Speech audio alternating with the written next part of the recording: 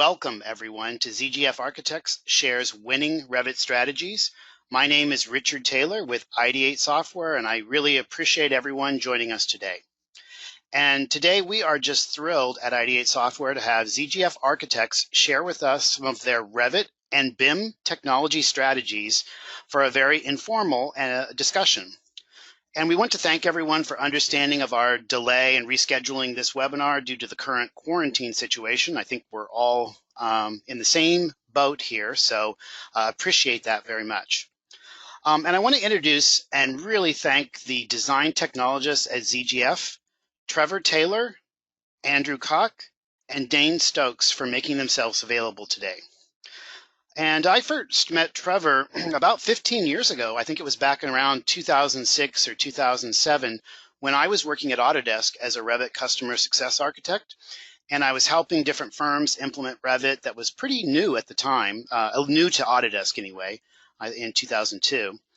And ZGF was using Revit on a very large hospital in Chicago. And so I flew out to Los Angeles to help or assist the design team with some thorny Revit problems. Hopefully I helped out a little bit there. But then since that time, that was almost 15 years ago, Trevor and I have had many interactions and discussions about Revit and technology in general for the architecture, engineering, and construction industry. And as far as I know, we're not related, even though we both have the same last name, but we certainly do share the same DNA for BIM technology and enthusiasm. So with that, I would like to hand it over to the design technologists at ZGF Architects. Again, Trevor Taylor, Andrew Koch, and Dane Stokes. Welcome, gentlemen, and the floor is yours. All right. Thank you, Richard. I appreciate that. And I certainly remember those days in LA back when Revit was a baby and we were trying to put together a giant healthcare project. It was like turning a 6-year-old loose in a chainsaw factory, but we managed to get it done, and that's what counted. So thank you everybody for joining. Thank you, Richard, for asking us. Thank you, Dane and Andrew, for helping out. We're ZGF. Dane and Andrew and I represent part of the design technology team at ZGF. We are about 700 employees in 6 North American offices. We're a firm that likes to do projects that tend to have a high design component. We have a very varied portfolio. Our projects include, mixed-use buildings, healthcare, transportation terminals, commercial office and mixed-use space, academic facilities, libraries, museums, and we started in Portland, Oregon. We have, again, 6 North American offices, and we're about 772 employees currently. All of us, by the way, are all working at home for the past 2 weeks. That was a bit of a transition a couple of weeks ago to get everybody picked up and moved out. It was a bit of an interesting moving day with people grabbing chairs and monitors and heading home to work from home. But it was, after a bumpy day or two, it actually transitioned pretty well. So here's a quick diagram of how our office is laid out. You can see here how our project portfolio is mixed up. We represent the technology group at ZGF, which is about 23 people firm-wide, and 7 of us are design technology specialists. We focus on design software.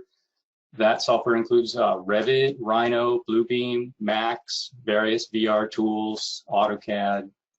I would say that in our group, we are within the technology group, we are distinguished by the fact that we tend to have architectural domain knowledge. Bit of what we do is bringing architecture into the technology team, but also kind of taking technology to the architects. I like to feel like we're a bridge. We focus on support, training, automation, optimization. I would say that as a skill set, we tend to be architects, coders, modelers, teachers, and tinkers. And I guess if you wanted to sort of sum us all up, we're just a bunch of fixers. So let me jump into looking at some of the project work we do, and Dane, I'll let you kick that off. Sounds good, Trevor. Thanks. So I just want to show you kind of a handful of our projects to give you the context of the architecture that we're working within. I think, you know, as Trevor said, we have a very diversified portfolio, and we don't really have studios in our firm, so our employees will really be jumping between, you know, corporate, residential, healthcare. So there's a lot of diversity in the knowledge in our staff and kind of the problems we have to solve. But I'd say the common thread is that most of what we do is very large. And this is where we find that we really need to leverage computational and analytic tools, because we're talking about, you know, millions of square feet in our projects. This is actually a really interesting project we just finished up for Google. And this is a workspace that's actually inside the old spruce goose hangar that Howard Hughes stored the spruce goose in. But when you look at the, you know, as far as an interior remodel project, just the uniqueness of this project, the amount of geometry manipulation we had to do with this project was really, really pretty incredible. Trevor, do you want to jump on to the next one?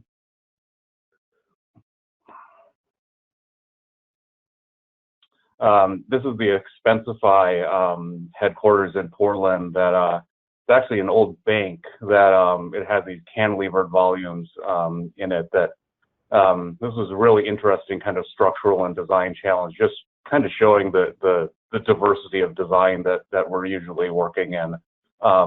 Approaching these, you know, as a design technologist, approaching these kinds of formal challenges from the technical side is really rewarding and interesting. Our architects certainly know how to dole up the challenges for us. Let's hit the next one, Trevor. I love that dog in that rendering, by the way.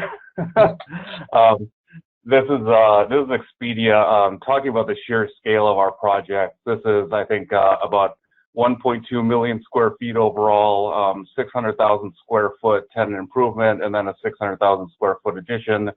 Workspace up for, I think, 12,000 employees or so. We leveraged a lot of computational tools on this project, as far as like rendering proxies, just managing, you know, 60,000 pieces of furniture to the level that a client can walk through it in VR. Managing flow, you know, you have 12,000 people going to lunch at one time. It's more of a fluid dynamics problem than anything. So looking at the analysis of that was really interesting. But you know, these are kind of the threads we see. Do you want to go to the next one, Trevor?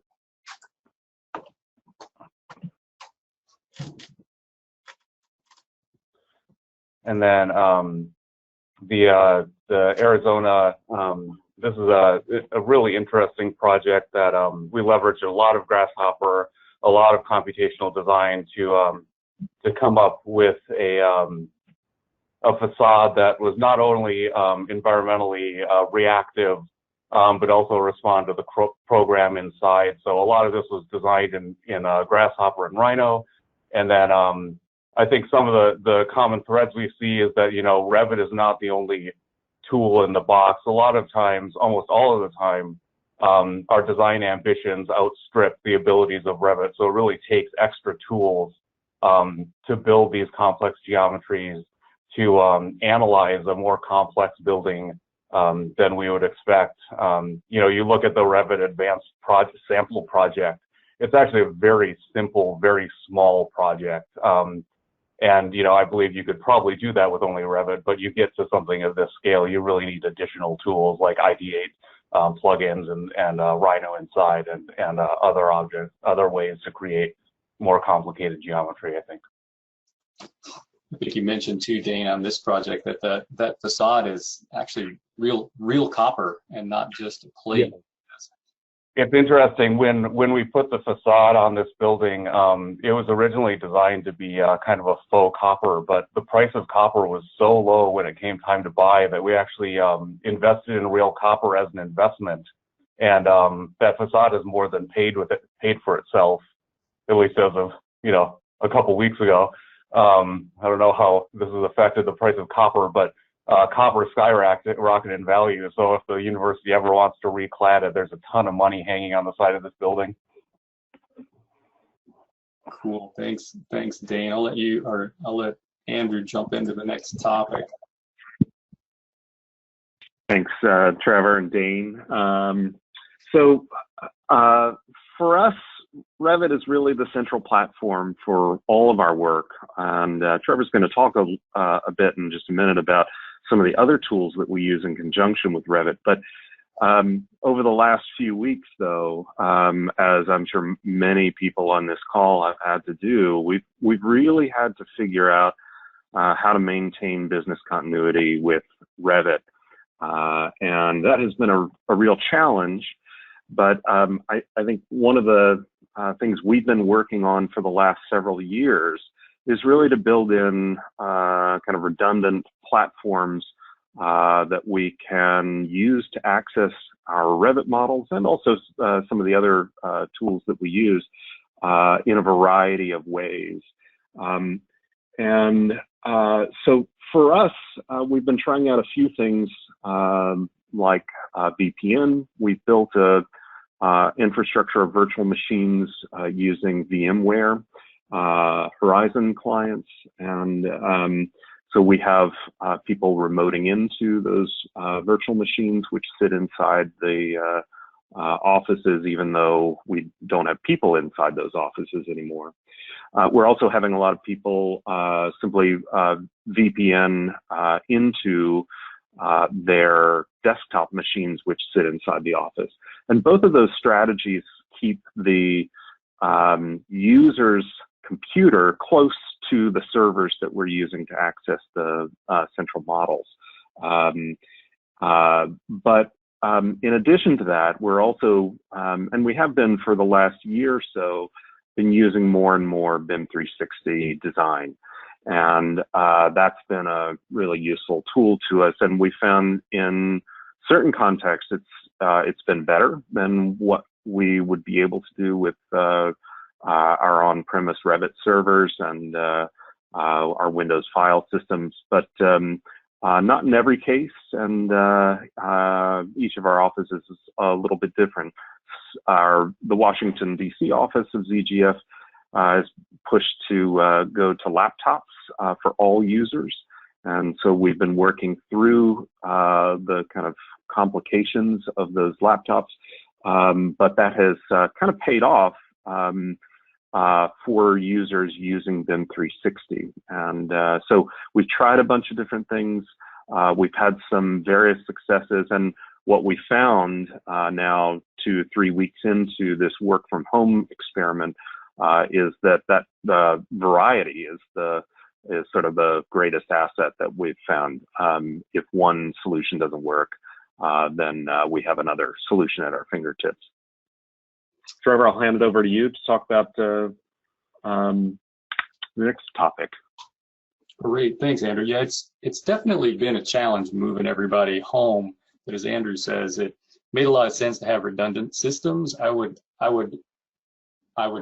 back that up by saying you really need to think about these things before something like a global pandemic happens, though. I felt like the IT department at ZGF did a great job of preparing people for this. And so the transition could have been a lot shakier than it was. As it was, we were pretty much back to work in a day. And I have to applaud the IT folks for that.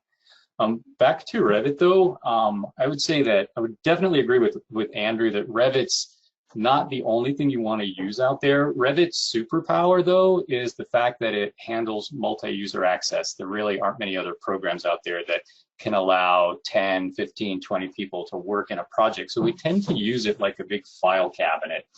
When we put together a Revit project, it's where we store all of our decisions, but we're often, using other pieces of software to feed into the process. Revit, for example, is really great at creating a coordinated set of documents. It's not always the greatest modeler. I mean, it does pretty well, but as you can see from some of our design work, there's a lot of sort of curvy and angular things going on, and that can be a little bit challenging in Revit. I mean, you can get it done, but in a design project where you're trying to carry out an iterative process where you're changing things and trying different ideas, it's a lot easier, I think, to go outside the Revit box and try things like Rhino or even SketchUp, or lay something out in CAD, or set up an Excel spreadsheet to drive information in the, in the Revit model.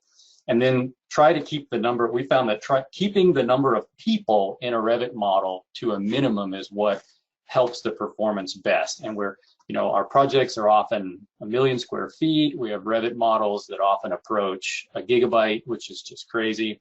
And, they get loaded up with things like furniture and medical equipment. And, back in the old days, it was pretty easy because you could generate your sort of your money shot by just popping a couple, 5 or 6 chairs in front of a camera and shooting it. But now, where people expect to be able to take a VR stroll through the model at any given time, we have to populate every room in it. So VR, while it's been great, it's also killing us. So, but again, it's been a great tool. Revit models are big. They tend to break a lot. So as a design technology group, I think one of our superpowers is the fact that we all tend to be really good at fixing them. And we have a various suite of tools that we use to do that, and skills, which we'll talk about in a little bit. I want to point out that you definitely don't need to be a master Reviter before you start customizing, accessorizing, complementing Revit. But whatever you do, don't stop at Revit. You wanna just take off and jump in, try things, break things, learn things, do the best you can. In fact, I'll let Dane talk a little bit about some of the stuff that we've done to Revit at ZGF.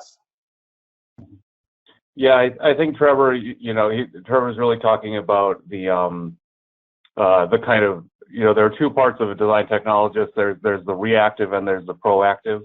And I think, Revit models do break a lot, and there are a lot of challenges that we have to react to, but there are a lot of opportunities to be proactive in your Revit environment as well. And I think customizing Revit with, think about the commonalities between all your projects. I think all of our projects are very distinctly unique in a lot of aspects, but we benefit a lot from setting up things like templates, where on a firm-wide basis we have standards. And I think the same applies to objects like content, whether they're furniture families or anything, or sheets or anything like that, where we find objects like furniture will absolutely destroy the productivity of our teams because it slows down the Revit model so much. I've had computational tools fail because I found parameters are in Italian because they just downloaded a couch off the internet, and there aren't standardized parameters, there aren't English parameters anymore. So these kind of holistic formatting of your Revit to kind of increase firm-wide productivity is really helpful. Same thing with shortcuts. Just really trying to proactively optimize your team's ability to use Revit in the most fastest and easiest way possible, I think really helps a lot from a proactive side. And you can also accessorize. What do you think, Andrew? Sorry. So I think one of the greatest assets we have at ZGF are a series of plugins that were written by Trevor Taylor, who's on the call, over the last decade or so, and they allow us to do some things with our Revit models that are just incredibly useful and help us sort of cut the amount of time it takes to do sort of routine tasks. Tools like renumbering things, finding things in the model. And not every firm has access to a great programmer who can make those tools, or for that matter, the time that it takes to write those tools. We've been really lucky at ZGF to invest that into our Revit models. But that being said, actually we use Ideate tools every day. This is the shameless plug for Ideate, but it really is central to our toolkit. And a lot of the things that we've done in our custom tools really build on functionality that exists inside Ideate tools. And so even though we have these custom tools, often we just simply revert to the Ideate tools because they're easy to use. And so we use particularly BIMLink and Explorer to find things in the model that would otherwise just take a long time to find and manipulate. Really, those two tools are like the MRI machines and CT scanners of our toolkit. They help us get inside the Revit model in ways that, you know, for design technologists who can really just drop into a model only occasionally, we can see things that help us diagnose problems in the model. And then in addition to those Ideate tools and our custom tools, we're also doing a lot of the creation of tools with Dynamo. We've been using Dynamo for a couple of years, and Dane is our Dynamo expert firm-wide, but we're also now more and more using McNeil's Rhino Inside, which basically allows us to use the Grasshopper interface in Rhino to write tools against both the Grasshopper API and Rhino API, and also the Revit API. And so we're looking at that as sort of the most promising sort of custom tool development platform going forward. We're also using, we're starting to use a tool called PyRevit, which we really love, and that allows us to use Python code to write some simple plugins that we can use in our Revit model. So we're really trying to leverage a bunch of different tools, all in the service of trying to keep our Revit models clean and functioning well. Yeah, I think there's, it really is Revit is just part of a larger ecosystem. I think we see as a project transitions through the different phases of design, there's kind of a shift from a priority of flexibility and rapid iteration, which tools like Rhino and SketchUp and other, kind of modeling tools really require. And then as we get further into design, we see the real importance on documentation, and we start to lose flexibility. So there's really not a single solution software. It's really kind of this messy transition between rapid iteration and concrete documentation. I saw there's a question earlier about early interaction with the trades or contractors, as far as kind of letting them get out ahead of our design. And I know Rob Batami has been talking a lot about that from Thornton Tomasetti. And I think this Rhino Inside, I think, is a great opportunity to let Revit shine as the database that it is. And let tools like Rhino really shine as the modeling programs that they are, so we can more easily start to transfer data over earlier and more efficiently. I think we're also seeing, Adobe has been really hitting us hard as far as pricing, and I'm sure a lot of you have felt that too. So, we're kind of implementing Affinity Suite now and trying to transfer over. I think another kind of unsung hero, which really is a huge hero in our ecosystem, is Excel. Whenever I'm building a custom computational tool, the best way to get someone who doesn't really understand technology to create meaningful and predictable data is to tell them to fill out an Excel sheet. Whenever we do some kind of analysis, it's easy to just dump it in. It's the lowest common data denominator. On that note too, I think we're finding, you know, as a large firm where we were interested in data harvesting until we really realized how big of a firm we were and how quickly we'd be flooded with data if we actually started turning on some of the things we wanted to measure. And that's where SQL came in. And we were really kind of surprised at how approachable it was, and we were actually able to start doing stuff with it pretty quickly. And then finally, kind of in our toolbox, I think Visual Studio, for those of us that really like to create custom tools, that's a very valuable tool for creating custom tools for your architecture environment, or any environment really. Thanks, Dave. Take it away. Yeah. Let me just add to that.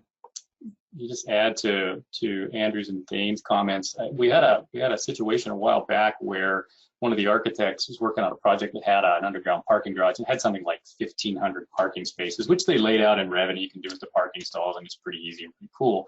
But the client wanted all of the stalls sequentially numbered and labeled. And so we had to kind of scratch our heads and figure out how to do that. And it turned out to be really easy. We just quickly said, well, let's just throw the parking stalls into, you know, BIMLink them out to Excel, and then just sort them and number them, and then just auto label them. And it took us probably, I don't know, 30 minutes, you know, 15 minutes was just scratching our heads and figuring out how to approach the problem. We had it done. And it was really enlightening when the architect told the project manager that, you know, they had done that and they were finished. The project manager, and I quote, said, "Wow, I have 3 days budgeted for that exercise." So, you know, tools like that can really make you more productive when you're working on projects that have a lot of repetitive information in them. So just to wrap up.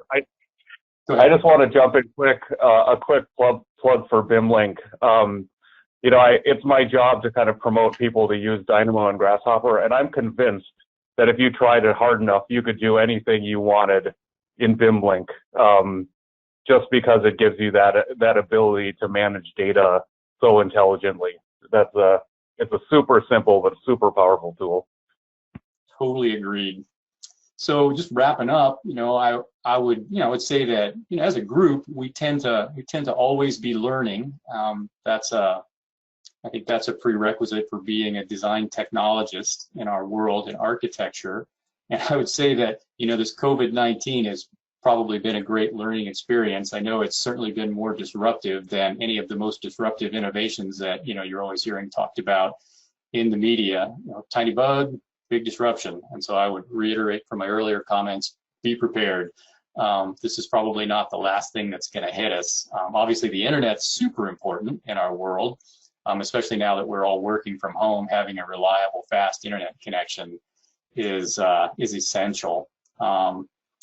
I would say I think it's important to remember that, you know, we've been talking about tools, obviously, but I think it's very important to remember that tools don't get the job done. People get the job done. You know, you work with your people, you listen to them, you find out what they need, you build them tools, and then you help them use them. But basically, really focus on learning what your people do, and that will just gradually lead into some really clever solutions.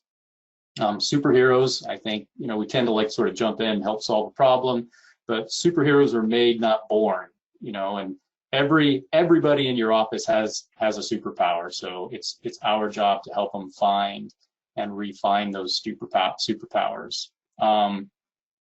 So, and then just kind of wrapping up on the Revit side, I would say, you know, if you want to be diverse, you want to focus on using lots of tools. If the only tool in your toolbox is a sledgehammer, then every problem tends to look like a rock. So don't let Revit be the only tool in your toolbox.